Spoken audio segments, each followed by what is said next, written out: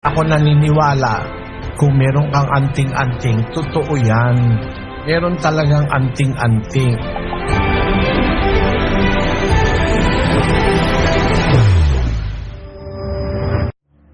Anong dapat mong gawin sa anting-anting mo?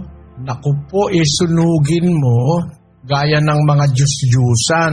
Ipinapasulog ng Diyos yan eh. Basahin natin ang 7:25 ng Deuteronomio. Ang mga larawang inanyuan na kanilang mga Diyos ay iyong susunugin sa apoy. Huwag mong iimbutin ang pilak o ang ginto na nasa mga yaon, ni huwag mong kukunin para sa iyo. Baka sa iyo'y maging silo, sapagkat ito'y isang karumal-dumal sa Panginoon mong Diyos. Yung mga Diyos-Diyusan, mga larawang inanyuan, pinapasunog ng Diyos yan eh. Kung may ginto nga, wag mo ikang kukunin. Biyaan mo, sunugin mo na rin. Kasi magiging isang silo. Kukwentuhan ko kayo ng isang kwento. At hanggang ngayon ay buhay pa yung tao na nagpunta sa akin. Yun si kapatid na Isabelita Reyes at ang kanyang asawa. Pumunta sila sa akin sa Apalit sa Pampanga. May dala-dala sila na isang maliit na supot. Nung nagkukwentuhan kami, binuksan nila yung supot ng asawa niya. Meron doong isang parang polo na puti, pero luma na. Tapos parang nandidiri nga ako dahil marami ng mantsa-mantsa. Yun daw polo na yon, pag isinuot niya, hindi siya tinatablan ng patalim at saka ng bala. Kinikilabutan ako nung nagsasalita sila. At yun daw, napakamakapangyarihan daw nun. Meron din akong nakitang ganun. Doon naman sa halang ng Santa Maria, Bulacan. Merong isang tao ron, ang pangalan Daso. Pagtanong na lang ninyo, kung tagariang kayo dyan sa Santa Maria. Yung palang kapatid na yun, ang sabi ng kapatid na Peris nung araw, may anting-anting daw yon. Bubuksan niya yung kaha ng posporo, tapos mag-oorasyon, lalabas daw yung mga palito, tatayo yung mga palito ng posporo, sumasayaw pa. Pag nagkukwento kapatid na Perez, bata pa kasi ako noon, siguro mga 19, 20 anyos. Kinikilabutan ako. At yun daw kapatid na Daso na yun, kukunin yung kanyang sinturon, tapos papawalan yung sinturon niya, humahasiwas daw yung sinturon, nahabol ang aso. Ano ba ako yung kababalagan? Tapos, yun daw tao na yun, meron sang karayom na may sinulid, itutusok yung karayom sa kanyang braso, hahatakin hanggang sa sinulid, paglabas ng sinulid sa kanong karayom, walang dugo. Ano ba yan? Sa loob-loob ko.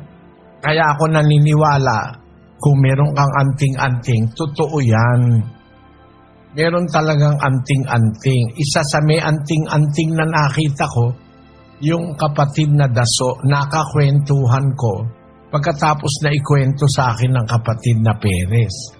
Ang isang karanasan ko dyan sa anting-anting, yung kapatid na Isabelita Reyes, siguro nun, mga early 80s o bago mag-80, 1980. May dala sila nga yung polo, may kung ano-anong nakasulat na Latin.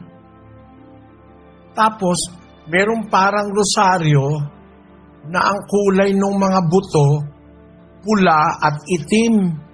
Tapos, merong maliit na libro. Siguro ganyang kalaki yung libro. Ganyang kalaki ang libro. Ganyang kakapal. May nakasulat ding mga kung ano-anong Latin doon. Nag-uusap kami. Kapatid na Eli, kasi miyembro ako dati ng espiritista. Ito ginagamit ko ito. Ngayon ayoko na. narinig kita sa pangangaral kay Manolo Pabis, narinig ka kita sa radyo, ayoko na nito, sabi niya. Iiwan ko na lang sa'yo. Sa loob-loob ko, aanin ko kaya itong anting-anting na ito?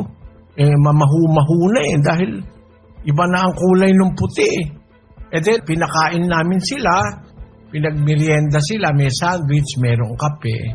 Nung magkatapos ng kwentuhan, lumabas na kami sa kwarto ko, sa office.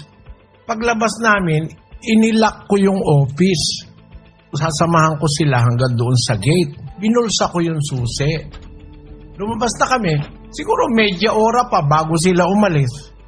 Kasi parang yung bang kwentong hindi matatapos-tapos ng bagong nakakapakinig ng aral. Pagbalik ko dun sa kwarto, tinawag ko yung isa kong katulong. Halika ako, meron akong papasunog sa'yo. Punta ako dun sa kwarto, binuksan ko uli yung sa office ko. Ang nakakapagtaka, mga kababayan, hindi ko po nakita na. Isip ko, sino kumuha? Inilak ko yung kwarto. Nawala ba? Anting-anting nga yata ako ito. Kinilabutan ako lalo.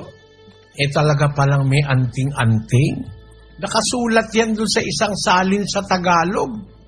Sa 5:12 ng Mikas. Sisirain ko ang iyong mga anting-anting at mawawala ang inyong mga mangkukulam. Sa regular na translation, ang nakalagay diyan ay at aking ihihiwalay ang mga panghuhula sa iyong kamay at hindi ka na magkakaroon ng mga manghuhula. Panghuhula ang sabi sa dating salin ng Biblia. Pero merong salin, nagsalin ng anting-anting. Tingnan natin ngayon yan doon sa original sa Hebrew. Ang ginamit pong salita, kesef. Ang kahulugan, magic, sorcery, witchcraft. Trabaho pala talaga yan ng mga mangkukulam, manggagaway, yung mga magic na.